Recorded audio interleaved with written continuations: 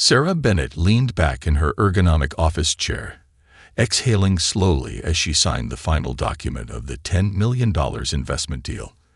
The Chicago skyline twinkled behind her through the floor-to-ceiling windows of the WeWork conference room she'd deliberately chosen for this meeting. Despite Innovatech's massive success, she still preferred keeping overhead low, a habit from her days of bootstrapping the company from her grandmother's basement. Her investors had raised eyebrows when she'd suggested meeting here instead of at some luxurious downtown venue, but that only reinforced why she'd chosen them. They understood her vision of creating technology that would make healthcare accessible to underserved communities. They weren't just investing in her company, they were investing in her mission. As she packed up her well-worn laptop bag, the same one she'd carried through her days at Howard University, her phone vibrated against the glass table. The school nurse's name flashed across the screen, sending a jolt of panic through her body. Her daughter, Jasmine, had suffered from severe asthma since birth, a condition that had initially inspired Sarah's healthcare technology platform. "Mrs. Bennett," the nurse's voice was tight with urgency, "Jasmine's having an attack. Her rescue inhaler isn't working as quickly as it should. We think she needs to go to the hospital." Sarah's heart hammered against her ribs as she rushed to the elevator, her patent leather flats clicking against the marble floor. She'd chosen to wear them instead of heels today, another practical decision that would prove fortuitous. The modest Honda Civic she kept even after her first million was parked in the basement garage, a deliberate choice to stay grounded despite her success. Today, its reliability would matter more than any luxury vehicle. Pulling out into the rain-slicked streets of downtown Chicago, Sarah mentally calculated the fastest route to Jasmine's private school in the North Side. Her daughter had begged to stay in her old school, even after they could afford somewhere better, not wanting to leave her friends. Sarah had agreed, proud of her child's loyalty and groundedness. The digital clock on her dashboard read 2:47 p.m. If traffic cooperated, she could make it in 15 minutes. Her hands gripped the steering wheel tighter as she thought of her baby girl struggling to breathe. The image of Jasmine's first severe attack, when she was just 4 years old, flashed through Sarah's mind. Her tiny chest heaving, lips starting to turn blue. That terrifying night had become the cornerstone of Innovatech's first product, an eye-powered early warning system for asthma attacks. Lost in her worried thoughts, Sarah almost missed the flash of red and blue lights in her rearview mirror. Her heart, already racing, nearly stopped. Despite her success, despite the millions in her bank account, despite the fact that she'd just closed a deal that would help thousands of families like hers, she was still acutely aware of what she looked like. A black woman in a city where that could be enough to turn a routine traffic stop deadly. Years of conditioning kicked in. She took a deep breath, turned on her interior lights though it was daytime, and placed both hands visible on the steering wheel. The registration and insurance information were in the glove compartment, but she knew better than to reach for them before being asked. Through her side mirror, she watched the officer approach. White male, mid-40s, hand resting casually near his holster, a posture she'd learned to read all too well. Her phone buzzed again, probably the school wondering where she was, but she didn't dare move to check it. "License and registration," the officer demanded, shining his flashlight directly into her face despite the afternoon sun. Sarah's mind raced between her daughter gasping for breath and the need to handle this situation perfectly. She couldn't afford a single mistake, a single wrong word or movement. The cruel irony wasn't lost on her. Here she was, a tech CEO who just closed a multi-million-dollar deal, feeling her heart pound with fear because of a traffic stop. "Officer," she began, keeping her voice steady and professional, "my daughter is having a medical emergency." Judge William Harrison adjusted his bow tie in the gilded mirrors of the Riverside Club's private dining room. The morning sun streamed through century-old stained glass windows, casting prismatic patterns across his $3,000 bespoke suit. This was his sanctuary, where Chicago's elite gathered to congratulate themselves on their supposed superiority while drinking $14 lattes and pretending the rest of the city didn't exist. Another record month, William. Richard Thaddeus II, a fellow judge, raised his cup in a mock toast. I heard you collected more in fines than any other circuit court judge. Harrison's chest swelled with pride. It's about sending a message, he declared, loud enough for nearby tables to hear. You have to hit them where it hurts. Their wallets. Otherwise, how will they learn? The they hung heavy in the air, its implications clear to everyone in the room. Several of the older patrons nodded in agreement, while a few younger members shifted uncomfortably in their seats. Marcus Johnson, the young black server who'd recently started working at the club, approached their table with practiced precision. Fresh out of college and working to pay off student loans, he learned to make himself nearly invisible while serving the club's prestigious members. He'd also learned to bite his tongue when he overheard their thinly veiled racist remarks. More coffee, Your Honor? Marcus asked, maintaining the professional demeanor that had helped him survive 3 months in this bastion of privilege. Harrison barely glanced up. About time. It's been empty for at least 5 minutes. He turned back to his colleagues. Just yesterday, I had this woman in my courtroom. Designer purse, fancy phone, probably bought with welfare checks, trying to tell me she couldn't afford a simple traffic fine. As Marcus leaned forward to pour the coffee, a patron at the adjacent table pushed his chair back suddenly, bumping Marcus's elbow. The coffee pot wobbled, and a stream of hot liquid splashed onto Harrison's pristine white shirt and designer jacket. The room fell silent. You incompetent fool, Harrison exploded, jumping to his feet. Do you have any idea how much this suit costs? More than you'll make in 3 months. Marcus started to apologize, reaching for his service towel. I'm so sorry, Your Honor. Let me help. Don't touch me, Harrison snapped, his face reddening. This is exactly what's wrong with society today. No one takes pride in their work anymore. No respect for authority, no understanding of proper service. The club's manager, Mr. Phillips, materialized at their table, his face pinched with concern. Judge Harrison, please accept our sincerest apologies. Of course, the club will cover your dry cleaning expenses. Dry cleaning? Harrison scoffed. This suit is ruined. I have court sessions all day. I expect full compensation. And I want him.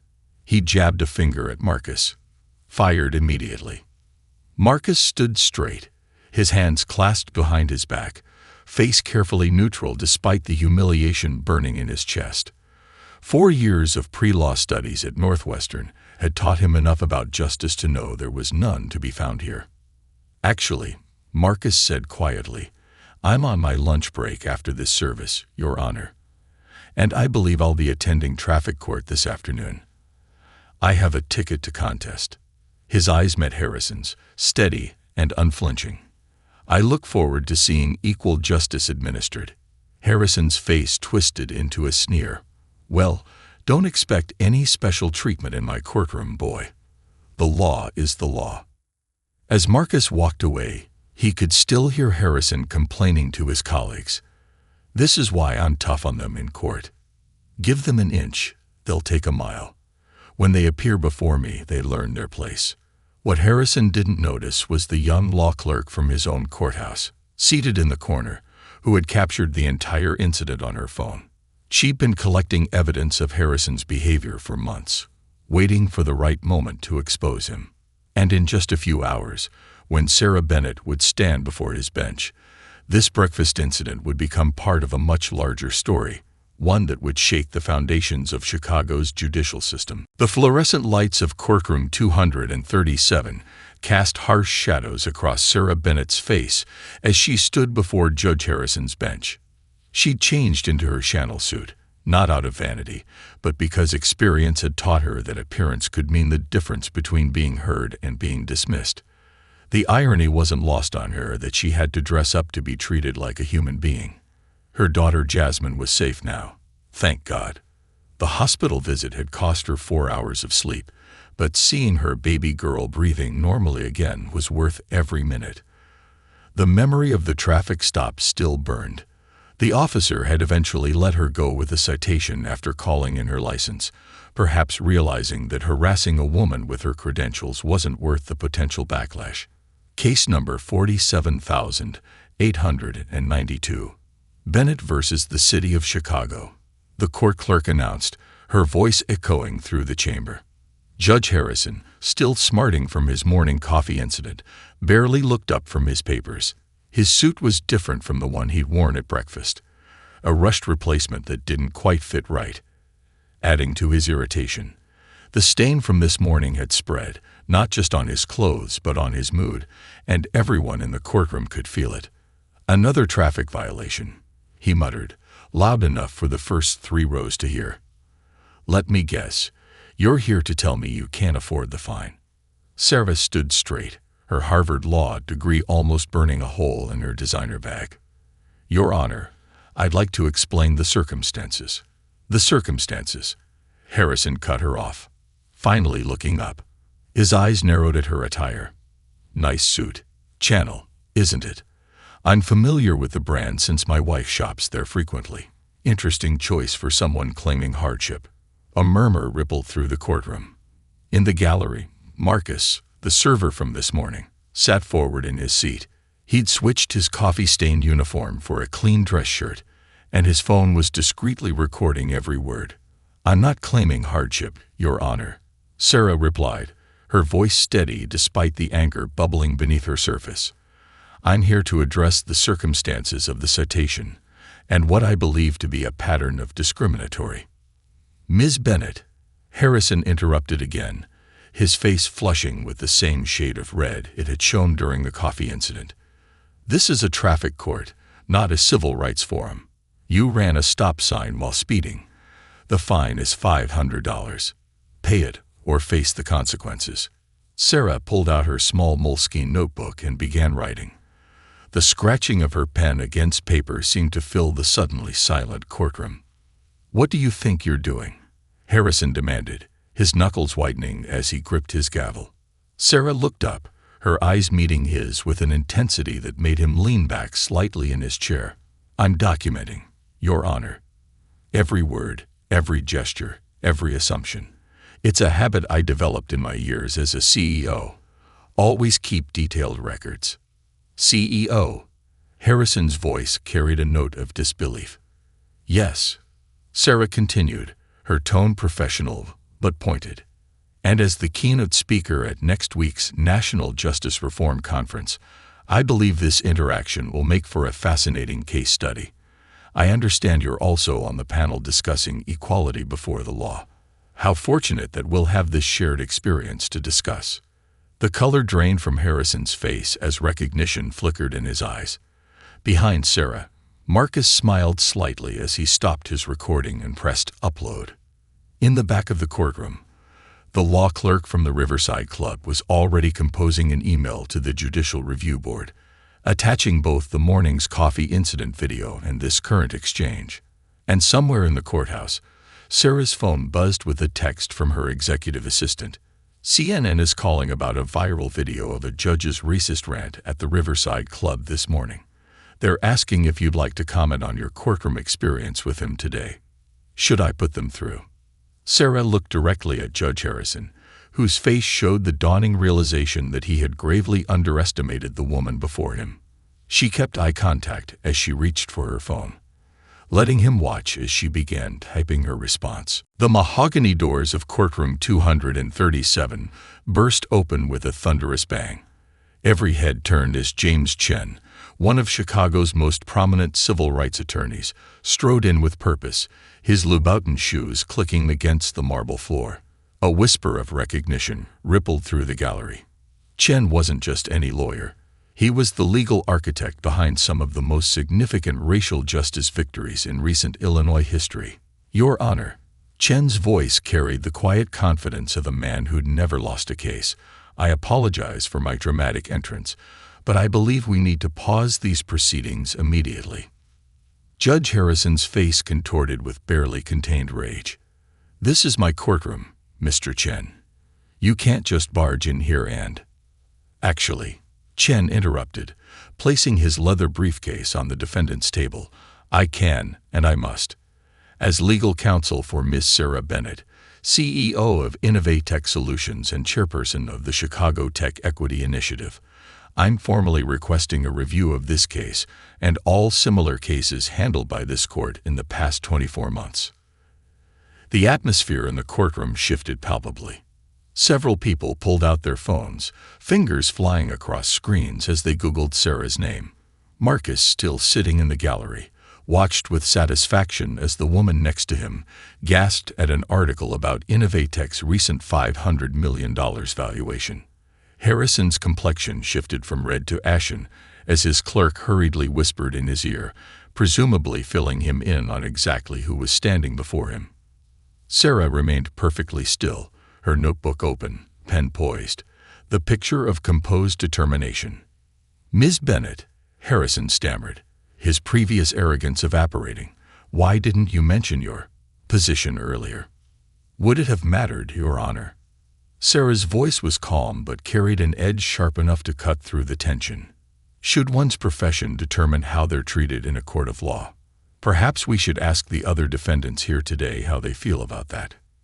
Chen pulled out a tablet, his fingers dancing across the screen. "Your Honor, I have here data analysis from the past 2 years of your traffic court rulings. The disparities in fine amounts and severity of sentences based on demographic factors are striking." He paused, letting the word hang in the air. "And when combined with the video from this morning at the Riverside Club," Harrison's gavel slammed down. "That's enough. This session is adjourned for—" "For what, Your Honor?" A new voice rang out. Gabriela Rodriguez, the law clerk who'd recorded the morning's incident, stood up from her seat in the back. "For another example of justice delayed being justice denied. I have 3 months of documented incidents showing systematic bias in your rulings. As an officer of the court, I'm ethically bound to report misconduct." The courtroom erupted in murmurs and hastily stifled exclamations. Sarah finally sat down, smoothing her channel skirt as she did so. She didn't need to write anymore. The scene unfolding before her was being recorded by at least a dozen phones. "Ms. Bennett," Judge Harrison's voice had lost its imperious tone, replaced by something approaching desperation. "Surely we can discuss this privately in my chambers." "I believe we're past private discussions, Your Honor," Sarah replied, opening her designer bag. She pulled out not a checkbook for the fine, but a USB drive. "This contains the beta version of Innovatech's new judicial fairness analysis software. It uses AI to analyze patterns in judicial decisions, identifying potential biases in sentencing. We've been testing it with data from courts across the country." She placed it on the defendant's table. "Your courtroom provided some of our most compelling case studies." The silence that followed was deafening.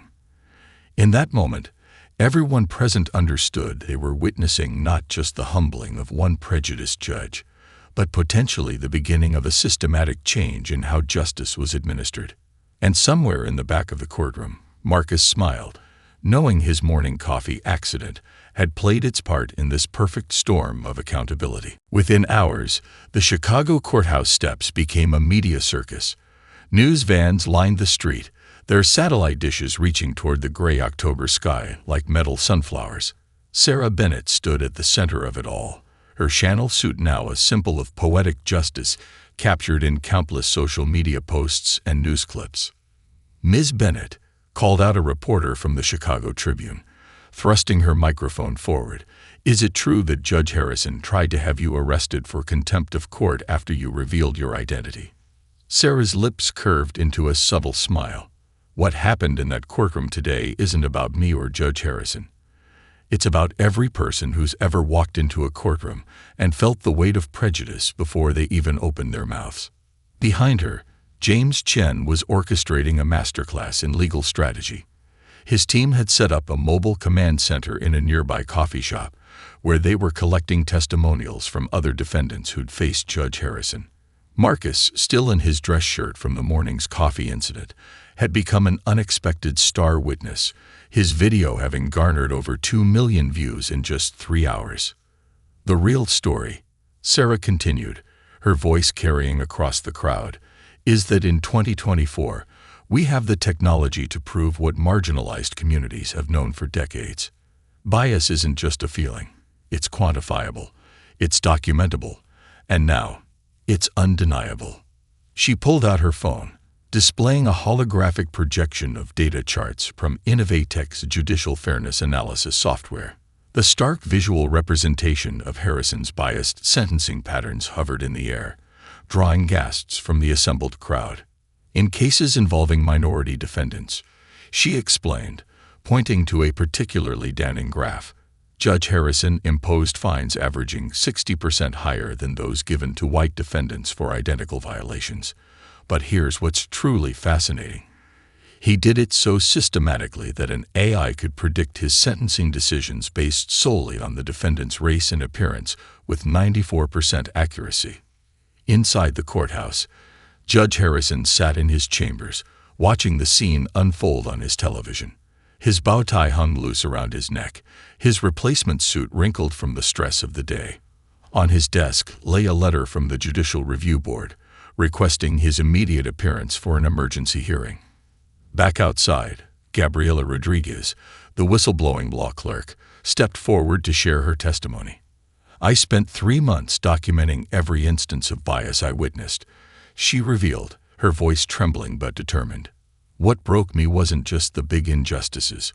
It was watching people choose between paying unfair fines and feeding their families. Social media was exploding. Justice algorithm and hashtag Bennett vs. Bias were trending nationwide. Tech forums lit up with discussions about Innovatech's software, while legal blogs debated the implications of using AI to monitor judicial decisions. Sarah's phone buzzed with a text from her daughter Jasmine. Mom, my whole class is watching you on YouTube. You're like a superhero, but with graphs instead of a cape. The moment was interrupted by a commotion at the courthouse doors. Judge Harrison emerged, flanked by his attorneys. The crowd parted like the Red Sea, cameras flashing in a strobe light frenzy. He looked smaller somehow, his authority stripped away by data and determination. Judge Harrison, Sarah called out, her voice cutting through the chaos. The cameras swiveled to capture their confrontation. Would you like to see your own bias in numbers, or shall we discuss how we can work together to fix this broken system? Harrison stopped, turned, and for the first time that day, perhaps for the first time in his career, he really looked at the woman he had tried to dismiss. The conference room on the 47th floor of Innovatech's headquarters buzzed with an unusual energy. Sarah Bennett sat at the head of a gleaming table, her laptop open to a PowerPoint presentation titled Justice Reform Initiative, Phase 1. Across from her, looking distinctly uncomfortable in the ultra-modern space, sat Judge William Harrison. I have to admit, Harrison said, tugging at his collar, this isn't how I expected my week to end. The morning sun streaming through the floor-to-ceiling windows highlighted the new stress lines on his face. Sarah typed a few commands, and the room's smart glass windows dimmed slightly. Life rarely meets our expectations, Your Honor. Sometimes it exceeds them. She gestured to the wall-mounted screen where images of that morning's headlines scrolled. AI exposes judicial bias. Tech CEO turns traffic stop into justice revolution. Harrison case sparks national debate. Your company's going to make a fortune from this software, Harrison remarked, a hint of his old bitterness creeping in. Sarah raised an eyebrow. Actually, we're making it open source. Every line of code will be freely available for public review and implementation. She paused, letting that sink in. This isn't about profit, Judge Harrison. It's about progress. The door opened, and Marcus walked in, now dressed in a sharp business suit. Harrison's face flushed with recognition, but before he could speak, Sarah continued, Meet our new Community Outreach Director. Marcus has a law degree from Northwestern and 3 years of experience in community organizing. He's been undercover in various Chicago institutions, documenting systemic bias for our research. Marcus sat down, placing a thick folder on the table. The coffee incident wasn't an accident, Your Honor, but your reaction to it was entirely genuine, and exactly what we expected. Harrison's face cycled through emotions: anger, embarrassment, understanding, and finally, something approaching respect. You orchestrated all of this. We created opportunities, Sarah corrected, standing to pour coffee for everyone. A deliberate role reversal that wasn't lost on anyone in the room. You, Judge Harrison, created the patterns we documented. But now you have an opportunity to create something else. Change. She clicked to the next slide, revealing a comprehensive plan. We're proposing a pilot program. For the next 6 months, you'll preside over cases using our AI system as an advisory tool. Every decision will be analyzed for bias in real time. But here's the twist. You'll start each day by taking public transportation from a different Chicago neighborhood to the courthouse. You want me to take the bus? Harrison's incredulity was palpable. I want you to understand the people you judge. Sarah replied firmly. How can you fairly evaluate someone's excuse for being late to court if you've never experienced a delayed bus on the South Side? How can you set appropriate fines if you don't know what it means to live paycheck to paycheck? Marcus opened his folder, revealing dozens of testimonials. These are from people who appeared in your courtroom over the past year. We'd like you to read them all, not as a judge, but as a human being. Harrison picked up the first letter, his hands slightly trembling. As he read, his judicial mask began to crack. These weren't just case numbers anymore. They were stories, lives, consequences. The media's waiting for our next move, Sarah said softly. They expect me to demand your resignation. Instead, I'm offering you a chance to be part of the solution. Our research shows that bias isn't just individual, it's systemic. But systems can be redesigned if we have the courage to admit they're flawed. She stood and walked to the window, looking out over the city.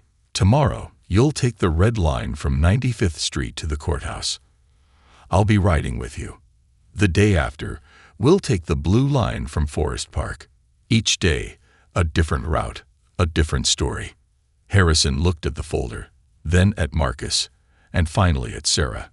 24 hours ago, he would have dismissed this as liberal nonsense, but 24 hours ago, he was a different man. When do we start? He asked. Sarah smiled. We already have. The 95th Street Red Line station hummed with early morning activity as Judge William Harrison, dressed in a considerably less expensive suit than usual, stood uncomfortably on the platform. It was 6:15 a.m., and the February wind whipped mercilessly through the station. Sarah Bennett stood beside him, her presence drawing curious glances from regular commuters. Your usual parking spot at the courthouse is about 20 steps from your chamber doors, isn't it? Sarah asked, watching Harrison stamp his feet against the cold.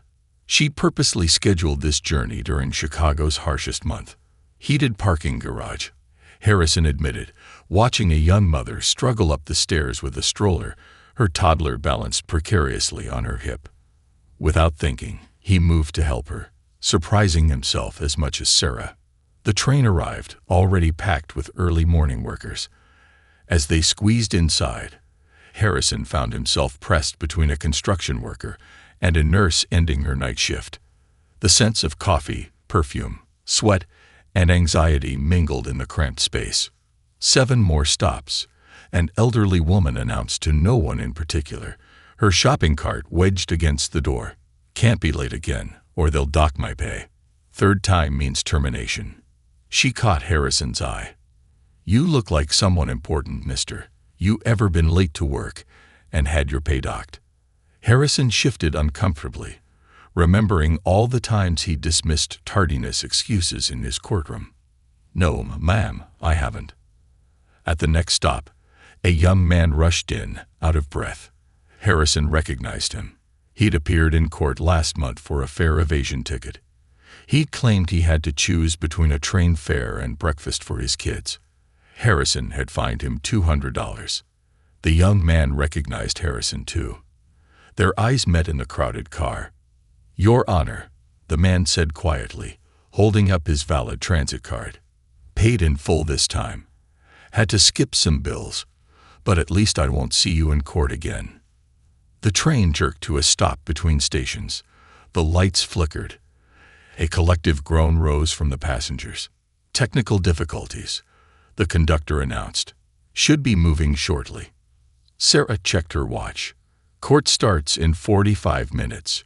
You have 12 cases on the docket today, including 3 people facing fare evasion charges." Harrison loosened his tie, feeling the weight of every previous judgment he'd made pressing down on him. The elderly woman with the cart started crying softly. She was going to be late again. The young mother with the toddler offered her a tissue. "I'll write you a note," she said. "I'm a nurse at county. Maybe they'll believe that instead of the CTA delay excuse." "They never believe the CTA excuse," someone else chimed in, "even when it's true." Harrison pulled out his phone and began typing. Sarah peered over his shoulder as he drafted an email to court administration. "Effective immediately, CTA delay verification will be accepted as valid documentation for tardiness. Court schedules will be adjusted to accommodate proven transit issues. Please distribute to all judges and administrative staff." The train shuddered back to life. 20 minutes later, they finally arrived at the courthouse. Harrison's usual morning walk from his parking spot had been replaced by a mile-long journey through Chicago's reality. As they climbed the courthouse steps, Harrison stopped. "The bail amounts," he said suddenly. "We set them without knowing if people can afford daily transportation to check in with their probation officers, without understanding that a $50 fine might mean choosing between electricity and food." Sarah nodded. "Now you're getting it." Inside his chambers, Harrison found his morning docket. The first case was another fare evasion. But this time, before making any decision, he would ask different questions. He would listen with different ears. He would see with different eyes. "All rise," the bailiff called out. The Honorable William Harrison presiding. Harrison took the bench, but for the first time in his career, he felt the weight of that word, honorable, as a responsibility rather than a title. "Before we begin," he announced, "I'd like to share something I learned on the Red Line this morning." 1 year later, the National Judicial Reform Conference buzzed with unprecedented energy. The grand ballroom of the Washington, D.C. Convention Center was packed to capacity, with attendees spilling into overflow rooms. On stage, Sarah Bennett and Judge William Harrison stood side by side, their unlikely partnership now a symbol of transformative justice. "When I walked into traffic court that day," Sarah began, her voice carrying across the hushed room, "I wasn't just a CEO with a citation. I was every person who'd ever felt the weight of prejudice in a system that was supposed to protect them. But what happened next wasn't just my story, it became our story." The massive screen behind them displayed real-time data from Innovatech's judicial fairness analysis software, now implemented in over 200 courtrooms across the country. The numbers told a compelling story: a 47% reduction in discriminatory sentencing, a 65% increase in community trust in the judicial system, and an 82% decrease in repeat offenses for minor violations. Harrison stepped forward, noticeably grayer but standing taller than he had a year ago. "I spent 30 years believing I was upholding the law," he admitted, his voice thick with emotion. "What I was actually upholding was my own prejudice, dressed up in legal terminology and hidden behind a gavel." The audience included judges, activists, tech developers, and community leaders. In the front row, Marcus, now Innovatech's Director of Social Justice Initiatives, sat beside Gabriela Rodriguez, who'd been promoted to Senior Legal Analyst for the Judicial Review Board. "But the real revolution," Sarah continued, "wasn't in the technology. It was in the transformation." She clicked to the next slide, showing images of judges taking public transportation, attending community meetings, and participating in neighborhood events. "We created a program called walk their path, requiring judges to regularly experience the daily challenges faced by those they serve. Harrison nodded. I've taken 287 public transit rides this year, attended 42 community meetings, and had dinner in 56 different homes across Chicago. Each journey taught me something my law books never could. The screen shifted to show a familiar face, the young mother from the Red Line with her toddler, now employed as a community liaison for the courthouse. Next to her, the elderly woman with the shopping cart, who'd become a vocal advocate for transit reform. But here's the most remarkable data point, Sarah said, revealing a new graph. In courtrooms using our integrated approach, combining AI analysis with community engagement, we've seen a 93% increase in mutually satisfactory resolutions. People aren't just receiving fairer sentences, they're leaving court feeling heard, understood, and respected. Harrison reached into his pocket and pulled out a worn transit card. I keep this as a reminder, he said, not of where I was, but of who I've become. Every morning when I swipe this card, I remember that justice isn't just about following the law. It's about understanding the lives of those who stand before us. Sarah picked up a small black device from the podium, the next generation of their fairness analysis tool. Today, we're announcing that Innovate Tech is partnering with the Federal Judicial Center to expand this program nationwide. But we're not stopping there. The screen displayed their ambitious 5-year plan. AI-assisted bias detection in every courtroom, mandatory community immersion for all judges, and a complete overhaul of the fine and bail system based on economic reality rather than arbitrary numbers. Change doesn't happen from the top down, Sarah concluded. It happens when we're willing to step down from our pedestals and walk in each other's shoes. When we understand that true justice isn't blind, it sees clearly, feels deeply, and acts fairly.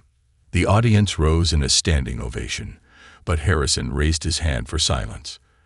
There's one more person we need to acknowledge, he said, his voice carrying across the room. That young man on the train who couldn't afford both breakfast for his kids and a transit fare. He's graduating from law school next month, and I'm honored to say he'll be clerking in my courtroom.